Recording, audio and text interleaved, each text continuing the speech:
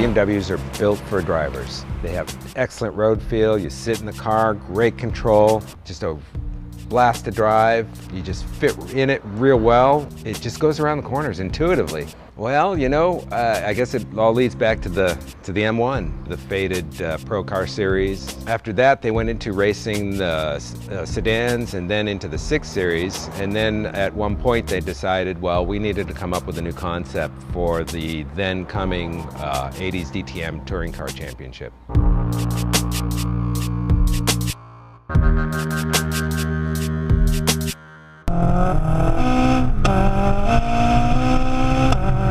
E30 M3 was introduced in 1987 for the DTM Championship, and then we saw it a year later, introduced into the US showrooms in 1988. You know, an E30 M3 it's a true factory production race car. It is totally from soup to nuts a different type of vehicle. There's very few parts that are shared with the standard car. The engine is a really interesting story because it actually was derived from the M1 6-cylinder. Alex von Falkenhausen went to engine guru Paul Roche and said, make me a 4-cylinder for a touring car for this class.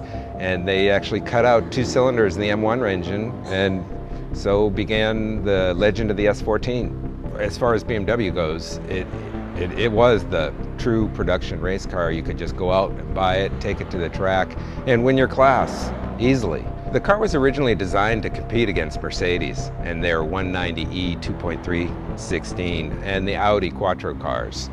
And as history tells us, they were quite successful with it. Well, you know, it's a dream to own one. When they first came out, it wasn't a real popular car. It was fairly expensive. It was powered by a 4-cylinder. It had these flares. They sat on showrooms forever and ever. And finally, eventually they were scooped up and people realized, well, this is a pretty special car.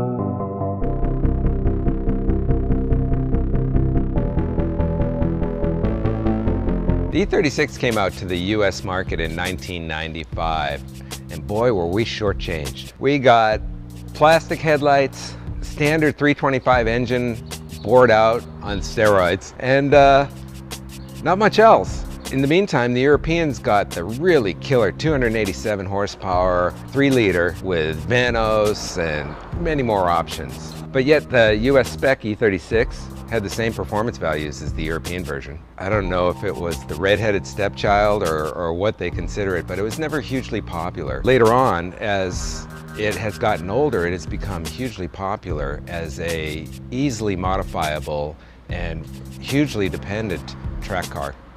Performance is pretty acceptable. It's not a world beater. They make pretty good horsepower, pretty good torque, but the combination works really well on track.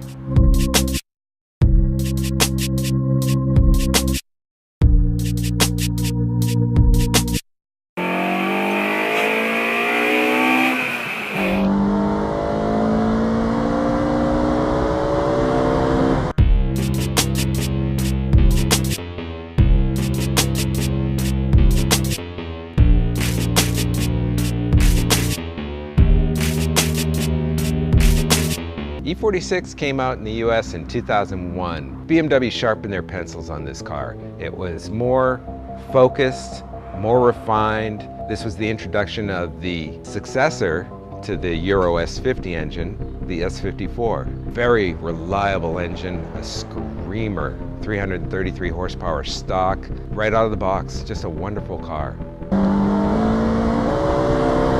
The interior is much nicer than an E36. One of the knocks on the E36 is that how cheap the interiors were.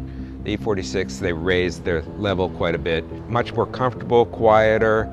The car was very accurate to drive on track, even on the street. It's a wonderful car.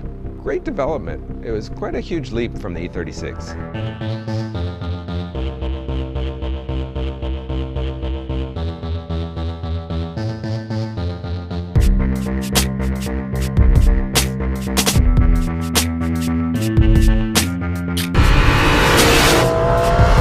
E90 came out in 2007. It's more towards the luxury side, the easier to drive side, a little bit heavier, but it had a wonderful V8 that just made up for everything.